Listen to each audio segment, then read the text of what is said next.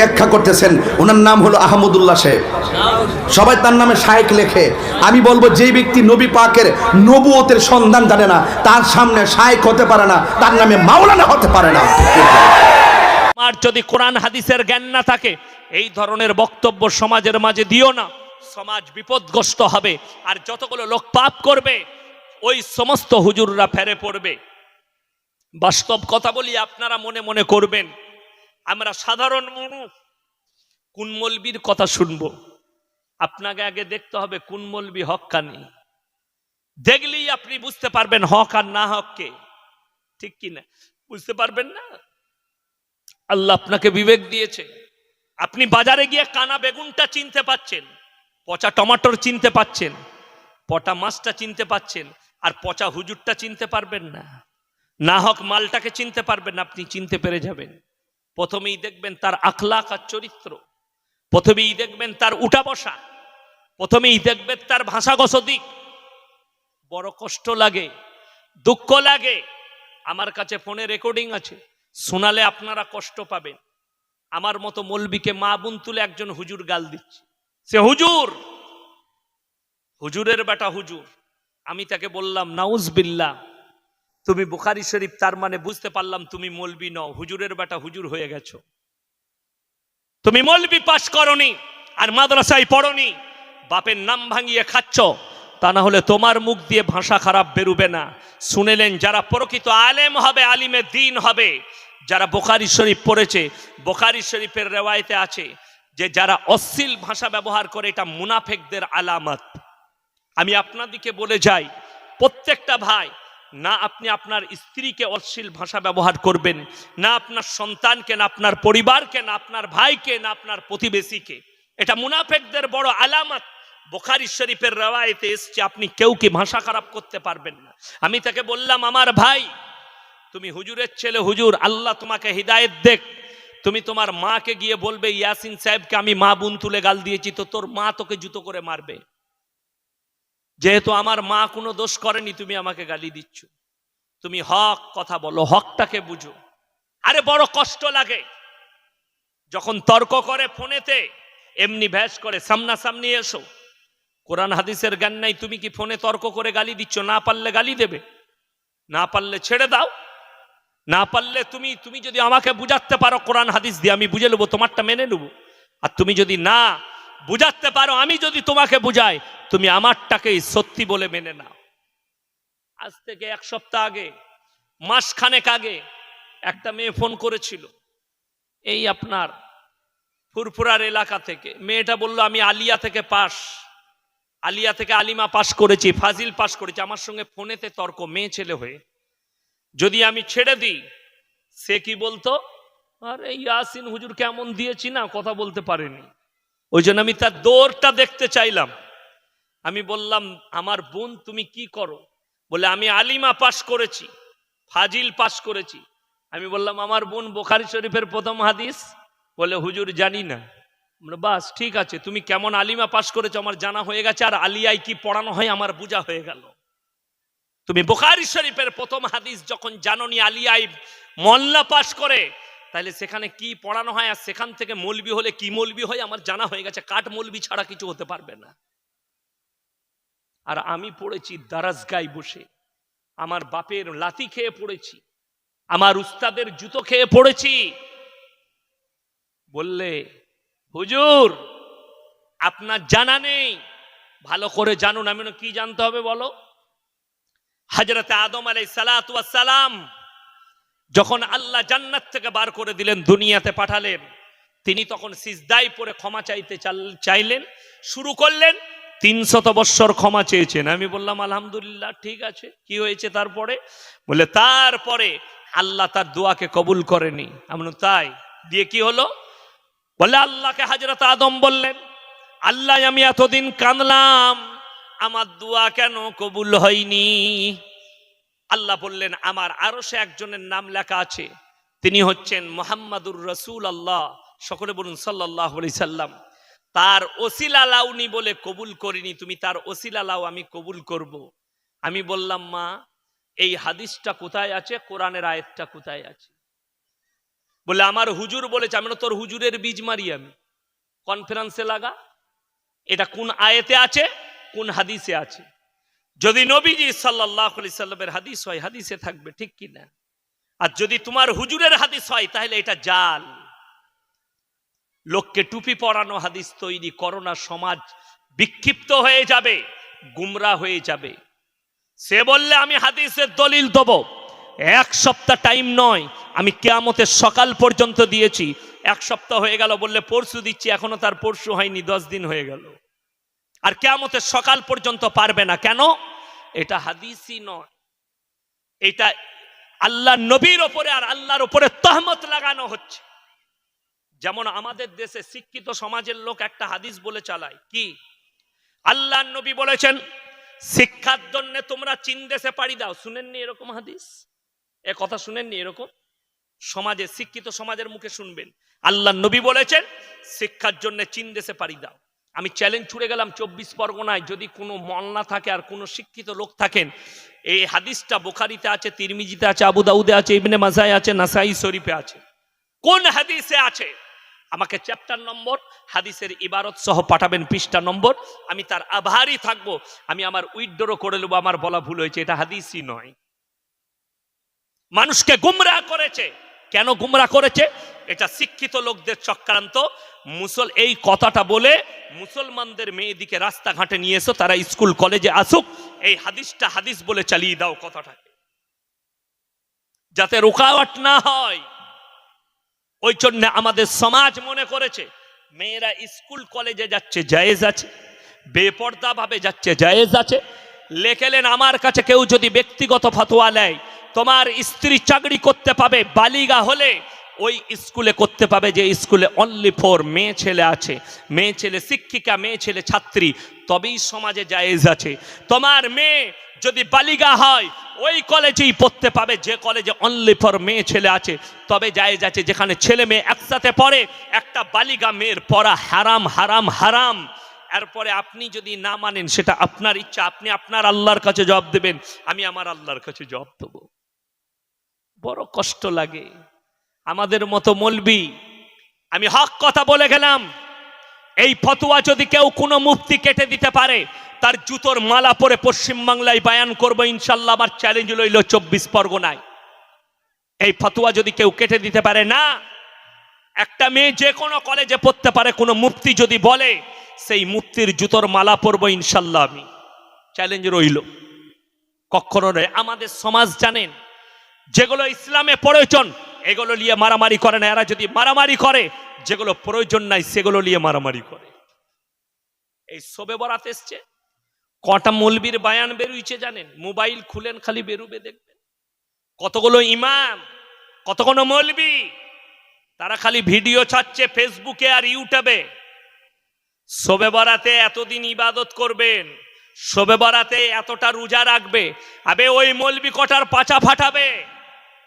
শবে বরাত নিয়ে এত মারামারি করছিস, ফরজ রোজা নিয়ে একটাও ভিডিও ছাড়তে পারলি না, ফরজ নামাজ নিয়ে একটাও ভিডিও ছাড়তে পারলি না। শবে বরাতের রোজা কারা রাখবে? শোনো, যে মৌলবীরা বলছে তারাও শোনো, যে মৌলবীরা মসজিদের মাইকে বলছো জুম্মার দিনে তারাও শোনো, যারা বলছো শবে বরাতে 3 দিন ইবাদত করবে, 3টে রোজা রাখবে, সেই মৌলবীরাও কান খুলে শোনো। আমার বক্তব্যটা এই ফুটো মৌলবী, তোমাদের মতো ইলম নাই, কিন্তু আল্লাহ যে জ্ঞানটা দিয়েছে ওই জ্ঞান নিয়ে বলছে শোনো। মসজিদে কোনোদিন এলান করতে পারলে না, ফরজ নামাজ যদি কেউ এক ওয়াক্তের বিনা কারণে ছাড়ে, তা আল্লাহর কাছে তাকে কঠিন হিসেব দিতে হবে। আমার নবী, বিশ্ব নবী বলেছেন, যার নামাজ নেই তার ইসলাম নেই। এটা নবী সমাজের কাছে বার্তা দিতে পারলে না।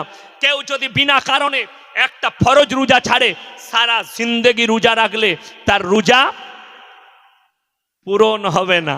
শুধু তাই নয়, তুমি বলে দিলে শবে বরাতে 3টে রোজা রাখবে, তুমি বলে দিলে শবে বরাতে ইবাদত করবে, তোমাকে স্টাডি করে বলতে হতো শবে বরাতের রোজাটা কার জন্যে, শবে বরাতের নামাজটা কার জন্যে। শোনো, এই ফুটো মৌলবী বলে যাচ্ছে যারা 365 দিন এশার নামাজ জামাতের সঙ্গে পড়ে তার জন্যে শবে বরাত, যারা একদিনও নাই খালি শবে বরাতের রাত্রে তার সাদা জামা, সাদা লুঙ্গি আর আতর লাগিয়ে বেরিয়ে পড়ছে, কবর জিয়ারত করবে আর নামাজ পড়ছে, এ মাল কটা মার খাবে কবর। শবে বরাত তাদের জন্যে। আচ্ছা আপনারা বলুন, কেউ যদি শোভা বরাতের রোজা রাখতে না পারে গুনাহ আছে? কথা বলেন না। পশ্চিমবাংলার কোন মৌলবি যদি বলে কেউ শবে বরাতের রোজা রাখতে পারেনি তার গুনাহ হবে, গুনায়ে কাবীরা সাগীরা যে গুনাহটাই বলবে, সেই মৌলবির জুতোর মালা পরব। শবে বরাতের রোজা হচ্ছে নফল রোজা, রাখলে নেকি আছে, রাখলে কোনো গুনাহ নাই। জোরে বলুন সুবহানাল্লাহ। শবে বরাতের নামাজ আপনি পড়বেন, কতটা পড়বেন, ক রাকাত পড়বেন? সারা রাত নামাজ পড়ে যাচ্ছে, আর ওই পাইকিরি নামাজ আমার আল্লাহর কাছে কবুল হবে না। কথাটা বুঝতে পেরেছেন না পারেননি? পাইকিরি নামাজ আমার আল্লাহ পছন্দ করেন। ও একজন মা ফোন করে বলছে, বাপ ইয়াসিন ক রাকাত নামাজ পড়বো? আমি বলি তুমি 550 রাকাত পড়বে। কি বলবো তাকে? সারা রাত চালাচ্ছে, ঘুম এসছে, নামাজ কবুল হবে না। যদি বলেন হুজুর আপনি কত পড়েন, তুমি 12 রাকাত পড়ে লাও তাহাজ্জুদের নামাজ শবে বরাতের রাত্রি, এর থেকে ভালো নামাজ আর কিছু নেই। নামাজটা কখন পড়বেন এটাও আমার আল্লাহ শিখিয়েছেন। জোরে বলুন সুবহানাল্লাহ।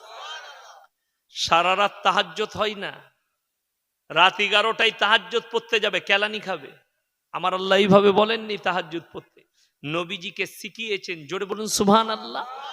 কখন তুমি উঠবে আর কখন আমার ইবাদতে মশগুল হবে। সব থেকে প্রথমে কোরআনে আল্লাহ নবীজির প্রশংসা করলেন নিজের নবীর।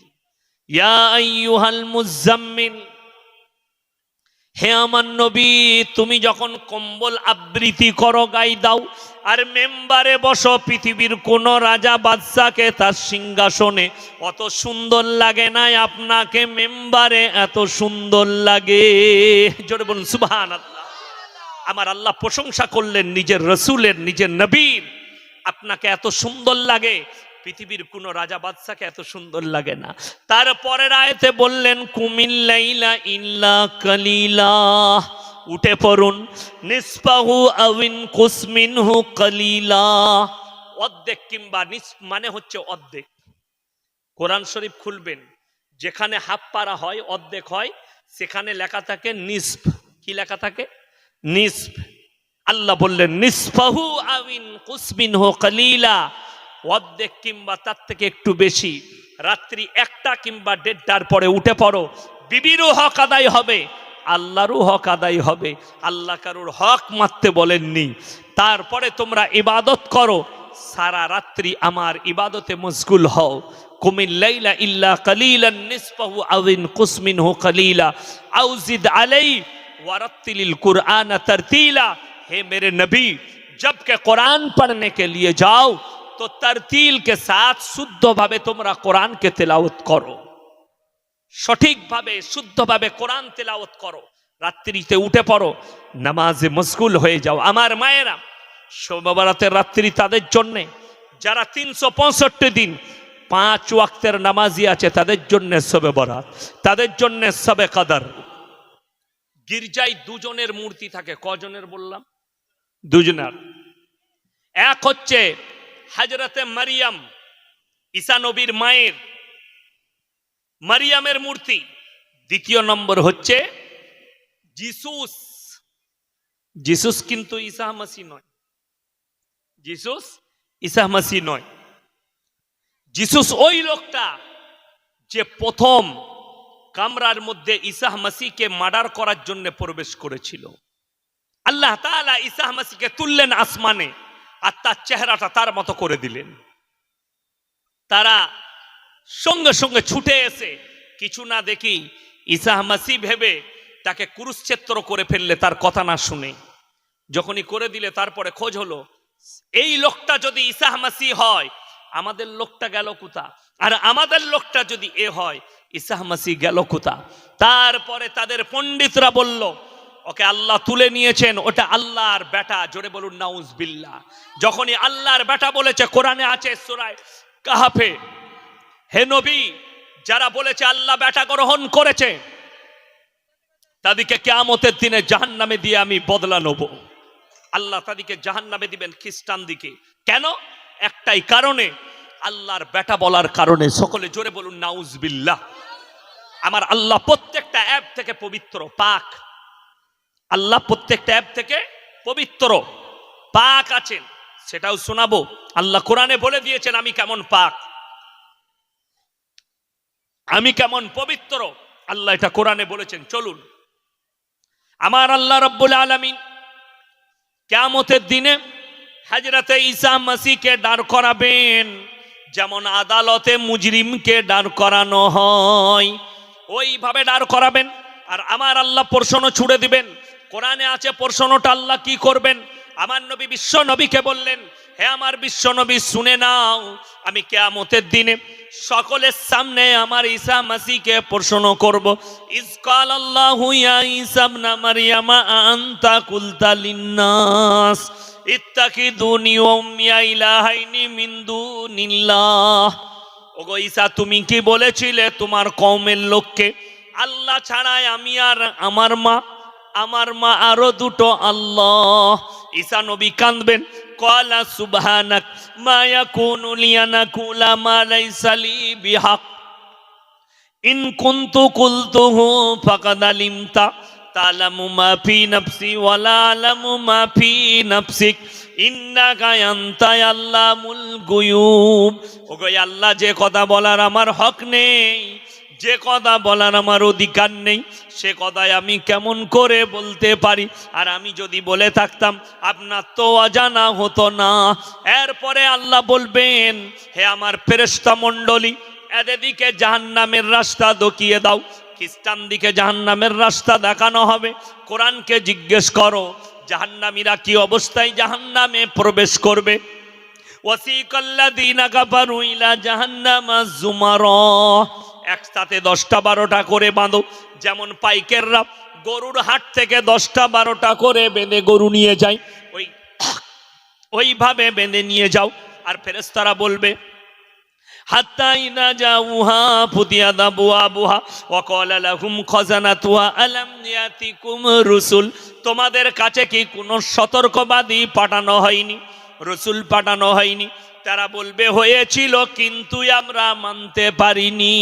তারা তখন অঙ্গীকার করবে আর বলবে ওয়ায়াকুলুল কাফিরু ইয়া লাইতানি কুনতু তুরাবা, আজকে যদি আমরা মানুষ না হয়ে মাটি হতাম আমাদের জন্য কত মঙ্গল হতো। আমার ভাইয়ের, আমার মায়েরা শুনে নাও, সেদিনে তাদেরকে প্রশ্ন করা হবে, তোমরা যাদের উপাসনা করেছো ঈসা আর মারিয়ামের, আজকে কেন তারা তোমাদের উপকারে আসছে না? তারা বলবে আমরা তোমাদিকে কখনো বলিনি, আমরা তোমাদের আল্লাহ, তোমরা আমাদের উপাসনা করেছো, তোমরা যা করেছো নিজেরা বুঝো, নিজেরা সেদিনে তোমরা ভোগ করো। আমার ভাইয়েরা শুনে নাও, আল্লাহকে ছেড়ে যারা অপরকে ভালো মন্দের মালিক মনে করবে, কল্যাণ অকল্যাণের মালিক মনে করবে, কিয়ামতের দিনে আল্লাহ যখন জাহান্নামকে দাঁড় করাবেন, ফেরেশতারা জাহান্নামকে টেনে ধরে রাখবে। 70,000 ফেরেশতা তারা শিকল দিয়ে টেনে রাখবে, আর জাহান্নাম তর্জন গর্জন শুরু করবে। কোরআনে আছে, হে আমার নবী, যখন জাহান্নামীরা জাহান্নাম দেখতে পাবে, লিলি হানসিকা দেখতে পাবে, যখন তর্জন গর্জন শুনতে পাবে, তখন তারা আল্লাহকে কেঁদে কেঁদে বলবে, রব্বানা আবসারনা ওয়া সামিনা ফারজিনা নামাল সলিহা ইন্না মুকিনুন। ওগো আল্লাহ, আজকে আমরা জাহান্নামের লিলি হানসিকা দেখতে পাচ্ছি, তর্জন গর্জন শুনতে পাচ্ছি, আর একবার আমাদিকে দুনিয়াতে ফিরিয়ে দাও, ভালো কাজ করব, নেক কাজ করব, নেক আমল করে আনবো। আমার আল্লাহ উত্তর দেবেন, লামলান্না জাহান্নামা মিনাল জিন্নাতি ওয়ান নাসি আজমাইন, আমি জাহান্নামকে জিন এবং ইনসান দ্বারা পরিপূর্ণ করব। আজকে তাই তোমরা কোনো রেহাই পাবে না। আমার ভাইয়েরা সবাই নিয়ত করুন। এটা 4 নম্বর শোনালাম। 3 নম্বর, যারা মনে মনে ভাবছেন যে আমরা বিনা নামাজে, বিনা দিনদারিতে, বিনা তাকওয়ায়, বিনা পরেজগারিতে আমরা জান্নাতে যাব, তারা কান খুলে শুনে নাও, নবীর কমরা সেদিনে ফেরে পড়ে যাবে। আমার আল্লাহ কোরআনে বলেছেন, মৌলবীর কথা ছেড়ে দাও, হুজুরদের কথা ছাড়ো। সূরা আরব প্রথম পৃষ্ঠাতেই আমার আল্লাহ বললেন, ফালানাসআলান্নাল্লাযীনা উরসিলা ইলাইহিম ওয়ালানাসআলান্নাল মুরসালিন। আমি নবী, মৌলবী, মোল্লা, পীর ফকির তো ছেড়ে দাও, কিয়ামতের দিনে আমি আল্লাহ রাব্বুল আলামিন সেদিনে নবী পাইগাম্বার রসুল দেখেও দাঁড় করিয়ে দেবো, আর তাদেরকেও প্রশ্ন করা হবে, তাদের কমকেও প্রশ্ন করা হবে, তোমাদিকে কেমন করে দাওয়াত দিয়েছে আর তোমরা কেমন করে গ্রহণ করেছো। আমার কাছে এতটুকু কেউ রেহাই পাবে না। আমি সকলকে কিয়ামতের দিনে দাঁড় করিয়ে দেবো। আমার ভাইয়েরা, আমার মায়েরা, বোনেরা, এটা 3 নম্বর হয়ে গেল। এরপরে চতুর্থ আর 5ম নম্বরটা শুনে নাও। এটা আমার মায়েদের, বোনেদের জন্য আমি আল্লাহ রাব্বুল আলামিন, হে আমার নবী, আমি দৃষ্টান্ত দিচ্ছি পৃথিবীর ওই সমস্ত রমণীদের জন্য, ওই সমস্ত মেয়েদের জন্য যারা মনে মনে ভাবে আমার স্বামী আলেম বেড়া পার করাবে, আমার বাপ হুজুর আছে বেড়া পার করাবে, আমি অমুক পীরের মুরিদ হয়েছি বেড়া পার হয়ে যাবে, নামাজ পড়ি বা না পড়ি, রোজা রাখি বা না রাখি, আল্লাহকে ডাকি বা না ডাকি, অবশ্যই আমরা জান্নাতে প্রবেশ করব। সেই মায়েরা, বোনেরা, কান খুলে শুনে নাও। আমার আল্লাহ কোরআনে দৃষ্টান্ত দিলেন, দারাবাল্লাহু মাসালাল লিল্লাযীনা কাফারু ইমরাআতা নূহি ওয়া ইমরাআতা লূত কানাতা তাহতা আবদাইনি মিন ইবাদিনা সালিহাইনি ফাকানাতাহুমা ফালাম ইউগনি আনহুমা মিনাল্লাহি শাইয়্যা ওয়া কিলা ইদখুলান নার মা'আদ দাখিলিন। আমার দুজন উলুল আজম নবী, হাবিব পয়গম্বর নূহ নবী আর লূত নবী, দুজনের বিবিকে জাহান্নামে দেব, তারা আটকাতে পারবে না। আমার আল্লাহ কোরআনে লাকির টেনে দিয়েছেন, এই দুজন নবীর বিবি কিয়ামতের দিনে জাহান্নামে যাবে, তারপরও তাদের স্বামীরা নবী হওয়ার পরেও আটকাতে পারবে না। ফিরাউনের বিবির নাম হচ্ছে আসিয়া। আসিয়া সেদিনে জান্নাতে প্রবেশ করবে, আর তার স্বামী ফিরাউনকে জাহান্নামে যেতে হবে। আমার আল্লাহর কাছে এতটুকু রেহাই পাবে না, তারা নবী হওয়ার পরেও চুপ করে দাঁড়িয়ে থাকবে। তাদের দুজনের বিবিকে আমি, নূহ নবী আর লূত নবী, তাদের বিবিরা জাহান্নামে যাবে, তারা আটকাতে পারবে না। আমার ভাইয়েরা, সবাই নিয়ত করুন, আজ থেকে আমরা আল্লাহর ওপরে প্রকৃত বিশ্বাস আনবো ইনশাআল্লাহ। নামাজি হন, মুসল্লি হন, দিনদার, পরেজগার, মুত্তাকি হন। আল্লাহর কসম করে বলছি, আমার আল্লাহর কাছ থেকে এতটুকু রেহাই পাবেন না। যারা 5 ওয়াক্তের নামাজি হবেন, আমার আল্লাহ তাদের জন্য পুরস্কার ঘোষণা করেছেন কিয়ামতের দিনে। শুনে নাও, আমার আল্লাহ সর্বপ্রথম যেটা হিসাব শুরু করবেন নামাজের, আমার নবী বিশ্ব নবী বলেছেন, শুনে নাও। আমার আল্লাহ কোরআনে বললেন, হে নবী বলো, যারা মনে মনে ভাবছে জীবনে এত পাপ করেছি, এত গুনাহ করেছি, আমি নামাজ পড়লে কি আল্লাহ আমাকে ক্ষমা করবেন? যারা পাহাড়ের মতো পাপ করেছেন, যারা সমুদ্রের ফেনার মতো পাপ করেছেন, তারা কান খুলে শুনে নাও।